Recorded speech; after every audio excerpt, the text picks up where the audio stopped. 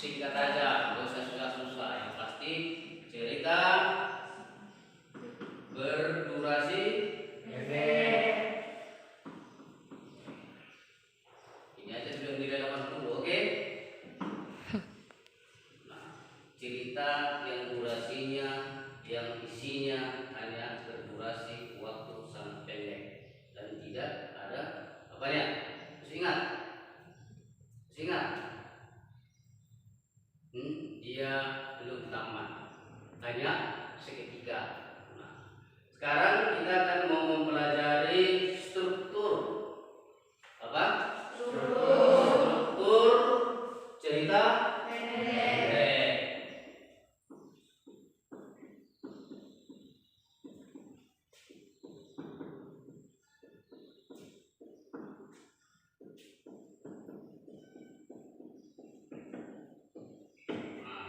Ini mau Pak Guru buat gambarnya seperti gunung. Pernah ke gunung? Pernah? Oke, bayangkanlah bagian di gunungnya.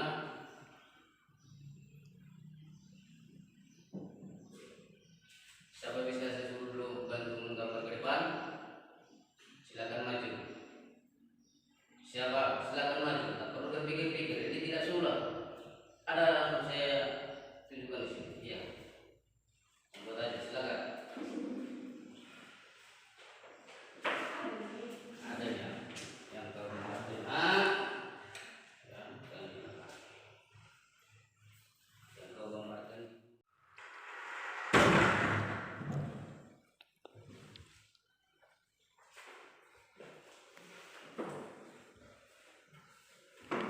Ya, seperti gambar yang kamu perhatikan di depan, ya, struktur teks cerita pendek ini, ya, kalau itu gambarnya seperti gunung, bagaimana penjelasannya?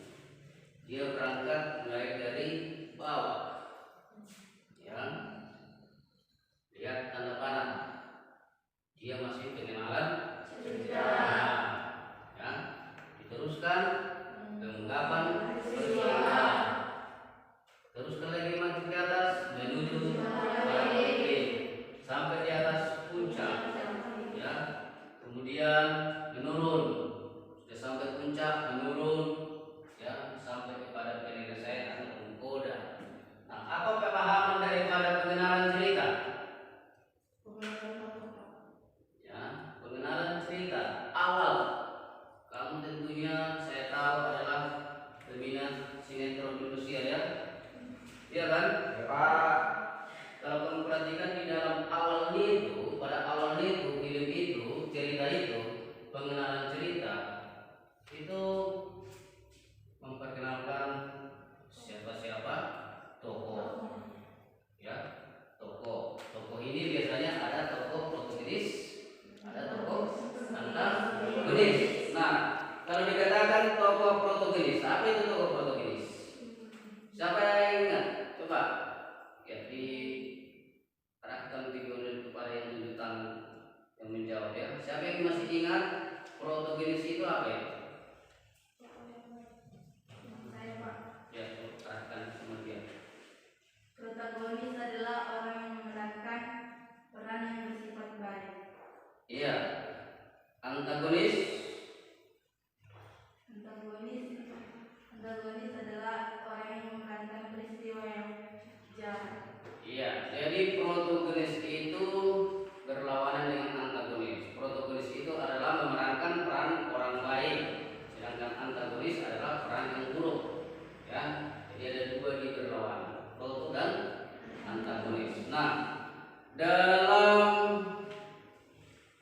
pengenalan situasi cerita, pengenalan cerita tadi tentunya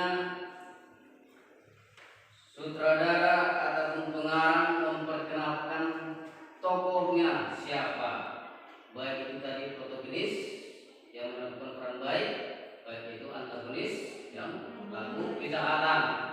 Selain itu juga menata adegan. Artinya menata adegan ini mana adegan-adegan yang terpenting dalam peristiwa dalam cerita itu dicuplikan dan dimunculkan. Ya, itu dalam perkenalan dan bagaimana hubungan antara tokoh tadi, baik tokoh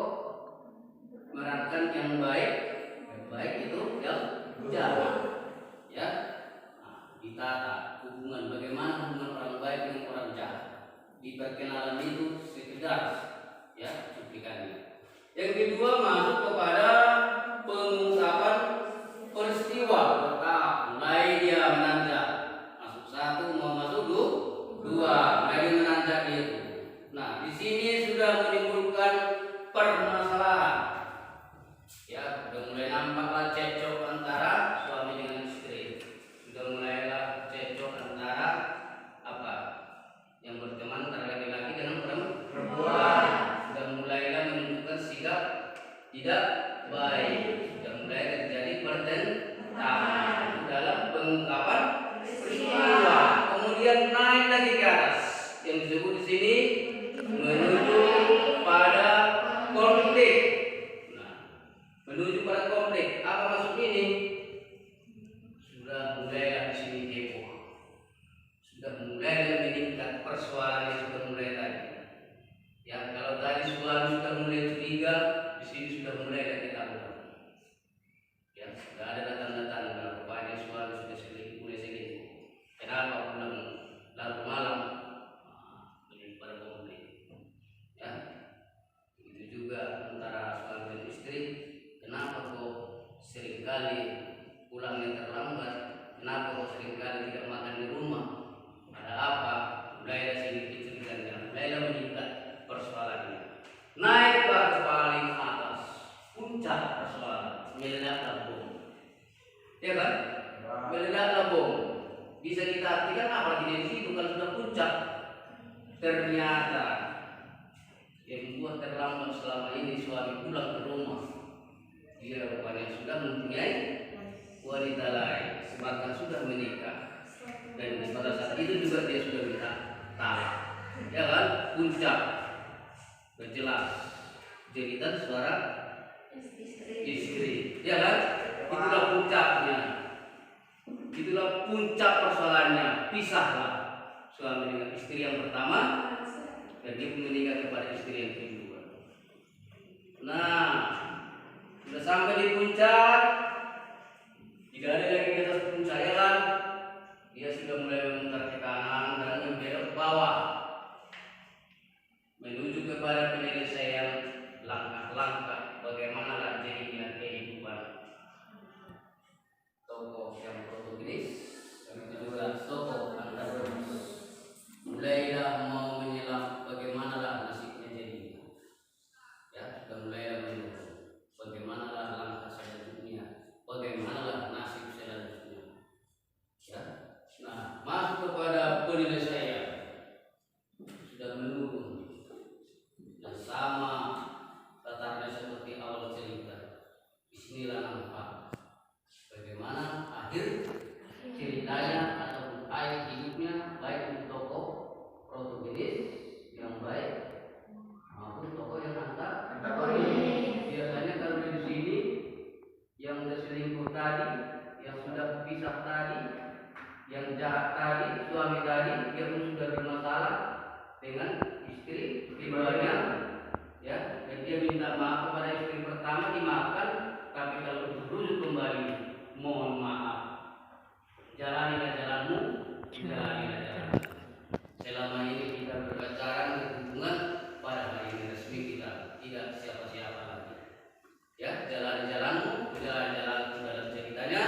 Jadi akhirnya adalah nasib ataupun endingnya ataupun finalnya, bagaimana jadinya nasib daripada tokoh yang ada dalam teks cerita pendek. Nah, sampai di situ apakah ada yang mau ditanya tentang struktur cerita pendek tersebut?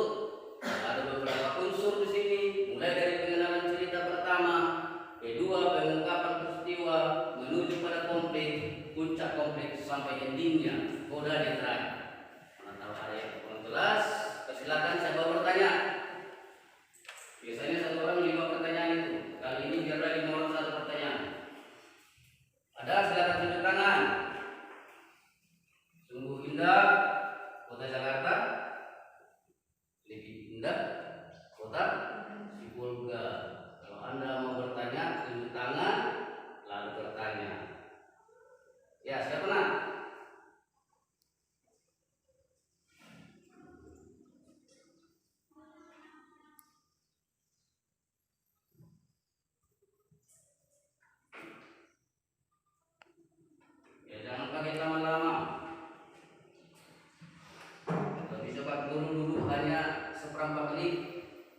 bertanya ya.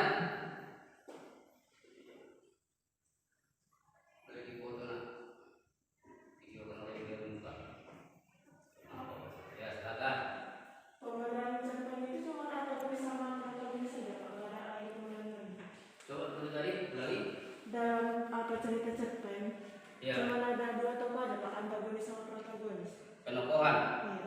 Nah, pasti sesuai dengan sifatnya penokohan itu yang baik dan yang buruk ya. Kalau ada pun itu sebagai pihak ketiga ya, itu hanya untuk melengkapi cerita, tapi dari sifatnya adalah protagonis dan antagonis ya. Karena tidak ada tiga sifat dalam cerita ini, orang baik dan orang jahat ya. Ada lagi ya yang lain atau ada pendapat lain tentang perwatakan ataupun penokohan?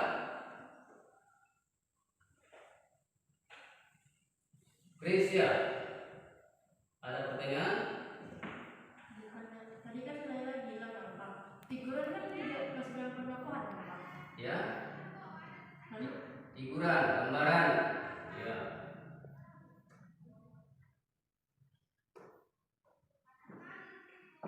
Siapa? Baju merah. Apa namanya itu? Iya, yang satunya laki-laki selain Pak Guru.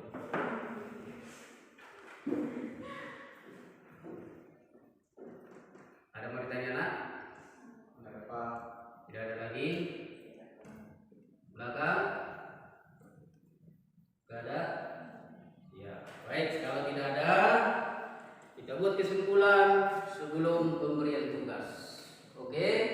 Nah, kesimpulan struktur cerita pendek ya diawali dengan perkenalan cerita yang memperkenalkan siapa saja tokohnya ya, kemudian adegan-adegan cuplikan adegannya memperkenalkan hubungan sesama tokoh, kemudian meningkat mulailah nampak peristiwa, mulailah diungkapkan peristiwa, cerita-cerita yang mulai menanjak kepada kesukaran, kesulitan ya, kesulitan antara tokoh protagonis dan antagonis ya.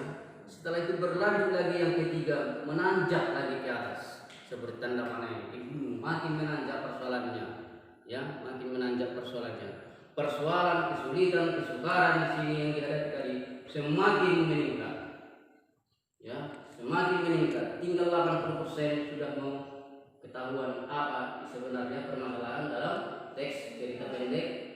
Kemudian sampai kepada paling tertinggi, ini yang disebut dengan klimaks. Apa? Klimaks ataupun puncak konflik. Ketahuanlah di sini ternyata tadi bagaimana bisa ya rusak hubungan suami istri tadi. Ternyata si suami ataupun istri sudah mempunyai selingkuhan. Maka setelah terjadi perpisahan sudah memuncak, turunlah alur cerita itu menuju kepada penyelesaian. Bagaimana jadinya kisah mereka dalam cerita pendek tersebut? Ya, si suami menjalani jalannya, si istri menjalani jalannya. Akhirnya bagaimana nasib mereka? Itulah yang menjadi coda ataupun penutup. Nah, kalau sudah paham penugasan dari Pak Guru, cari cerita pendek ya dalam internet,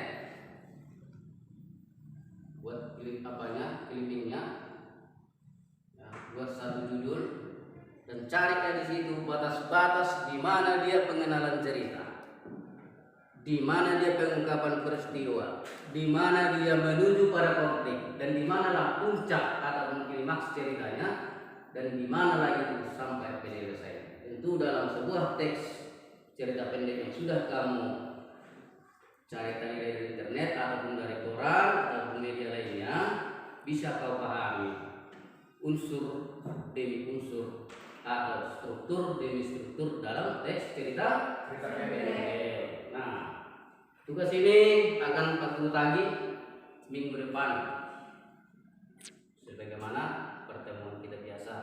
Pak Guru mengharap kamu dapat melaksanakannya, mengerjakannya dengan cermat dan baik. Dalam hal ini Pak Guru juga menganggap kau sebagai tokoh protagonis, jangan antagonis.